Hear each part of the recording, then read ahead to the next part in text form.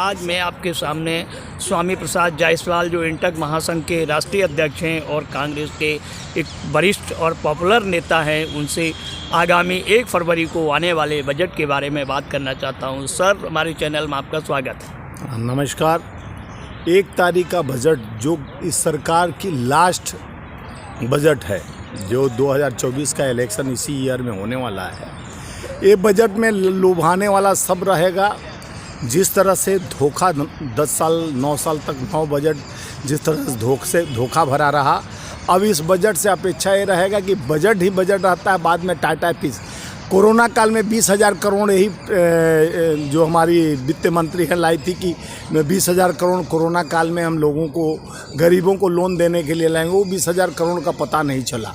और देश में यही वित्त मंत्री सीतारमण बोली कि हमारे पास कोई फंड नहीं है कि जुलाई तक, जो पिछले 2023 के मई जून जुलाई का तब से बंद कर दी वैकेंट कि लोगों को नौकरी देने के बाद हमारे पास पैसा नहीं है। देश पर 205 लाख करोड़ कर्ज है और देश कर्ज में डूबते जा रहा है। हमको लग रहा है कि बजट जुबानी बजट रहेगा, बस जुबान से ही लोकतंत्र को, संविधान को धोखा, युवाओं को धोखा, किसानों को धोखा, मजदूरों को धोखा। जिस तरह से दुगनी आय 2022 में कही थी सरकार, दुगनी आय किसानों को, फिर लाया क्या 3 काले कानून। श्रमिक के लिए बोले कल कारखाने फैक्ट्रियाँ, जितनी इंडस्ट्रीज थी उसको बेच दिया गया, प्राइवेट हाथों में दे दिया गया। नए काल कारखाने, यानी जिस तरह से बब्बर शेर लगा के मेक इन इंडिया की बात कही गई, वो मेक इन इंडिया कितने इंडस्ट्रीज लगाया गया, कितने बुलेट ट्रेन चलाया गया, कितने गोद लिया गया गाँवों को, उससे बोला। सर, जब आपने गोद लिए हुए गाँव की 2014-2019 के लोकसभा चुनाव के बाद प्रधानमंत्री ने सारे सांसदों को कहा था कि आप एक गाँव लीजिए गोद।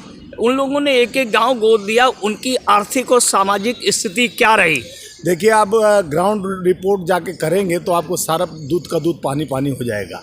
गोद में ही रह गया। जिस तरह से 150 स्मार्ट सिटी बनाने की बात कह गई, और 150 क्या 5 स्मार्ट सिटी गिना कर बता दे भाजपा के कोई नेता प्रवक्ता कि 5 स्मार्ट सिटी भी बनाए हो तो बताए। जिस तरह से बुलेट ट्रेन चलाने की बात कही गई, बहुत चर्चा हुई। 2 करोड़ नौकरी, यही वित्त मंत्री और वित्त में बोला गया कि 2 करोड़ प्रति वर्ष हम नौकरी देंगे। 9,27,000 नौकरियां दिया गया, वो भी कॉन्ट्रैक्ट फार्मिंग का। वो नौकरियां सिर्फ भाजपा आरएसएस के कार्यकर्ताओं को दिया गया।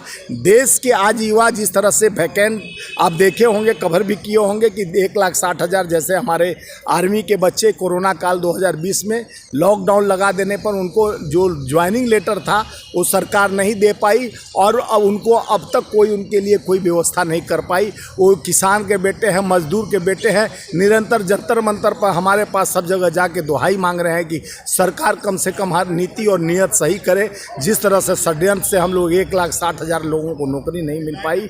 60,000 पैरामिलिट्री के बच्चे भरे थे, उनका भी खाली ज्वाइनिंग लेटर था, उनको नहीं। रेलवे के 3rd और 4th ग्रेड के बच्चे अपने लिए वैकेंट पूरा कर दिए थे, उनको डंडा मार मार के सरकार भगाई, उनको नौकरी नहीं दी। देखिए, नौकरी के नाम पर अब क्या हो गया, प्राइवेट कंपनी खुल गई है। जिस तरह से आपको नौकरी, जो परमानेंट नौकरी था, वो ख़त्म करते जा रही है धीरे धीरे सरकार। जिस तरह से आप देखे होंगे आर्मी में भी लाया अग्निवीर, अग्निपथ, और जितने कॉन्ट्रैक्ट फार्मिंग पर जॉब दे रहा है, 6 महीना काम करा के बच्चों को हटा दे रहा है। न इसको पुराने पेंशन देखिए, जो राजस्थान सरकार में कांग्रेस शुरू किया था, जिस सरकार में छत्तीसगढ़, मध्य प्रदेश, अरे छत्तीसगढ़ और वहाँ जहाँ कांग्रेस की सरकार थी, वो पुराना पेंशन ख़त्म कर रहा है। 25 लाख सब्सिडी मेडिकल का दे रहा है था, जो गहलोत सरकार उसको भी ख़त्म कर रहा है। तो कांग्रेस के अच्छे किए गए कार्यों को भी समाप्त करने का काम भारतीय जनता पार्टी का षड्यंत्र का शिकार वहाँ का जनता होने जा रहा है। सर, एक और सवाल और है कि आज एक रिपोर्ट आई है, उसमें भारत की रैंकिंग जो है वो 129वीं आई है, जबकि ये सरकार बार बार कह रही है हम 5 ट्रिलियन डॉलर की अर्थव्यवस्था बना रहे हैं, और अर्थव्यवस्था के साथ भारत 5वीं बड़ी अर्थव्यवस्था है। इस पर आपका क्या कहना है? देखिए, भारत की मनोस्थिति बांग्लादेश से भी नीचे गिर गया। हमारे नोट का क्या हाल रहा आप जान रहे हैं। जितना मोदी जी का उम्र हो गया, उससे ज़्यादा नोट का भी गिर गया। यानी देश का दुर्भाग्य है, झूठ बोलकर जनता को मिलियन और ट्रिलियन का सपना दिखाया जाता है। अब आप तो बाज़ार में जाते हैं, सामान लेने तो जाते होंगे, जो 25 रुपया का बटर मिलता था 75 रुपया का मिलने लगा, 45 का मिलता 75 का मिलने लगा। जाएगा। दवाई से लेके आप देखें, तिलहन दलहन से लेके खाद्य सामग्री, जो भी खाने पीने का साधन है, जो व्यवस्था है, आप चले जाइए। जो 10,000 में पूरे घर का महीने का बजट रहता था, जिसमें पूरा फैमिली चला लेते, अब 35,000 लगता है। अब समझ लीजिए उतना कमाई नहीं है, सोर्स ऑफ इनकम नहीं है, लोगों के पेट पर वार बार बार। और इनसे पूछा जाता है, भाजपा के लोग तो मिलियन और ट्रिलियन में देश की अर्थव्यवस्था गिराते हैं कि हम अमेरिका से आगे हैं, तो रूस से आगे हैं, तो उससे आगे हैं, और खुदा पहाड़ निकली चुहिया। जब प्रत्यक्ष उनसे प्रमाण मांगा जाता है तो राम को गिना देते हैं कि हम राम को लाए हैं।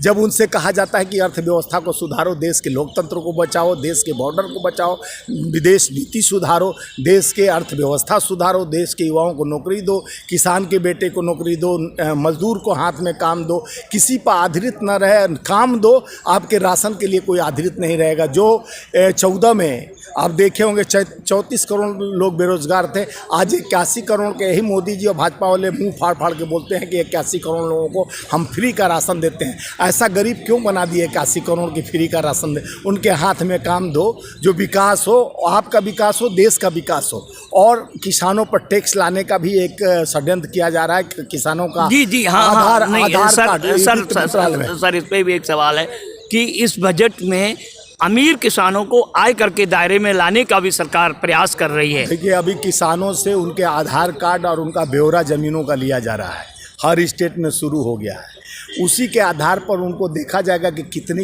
इनकी भागीदारी, कितना इनके पास खेत है, ज़मीन है, और कितना उपज होता है, उसका ब्यौरा लेकर उनके भी पेट पर लात मारने का काम भारतीय जनता पार्टी और षड्यंत्रकारी नीति लाने का काम किया जा रहा है।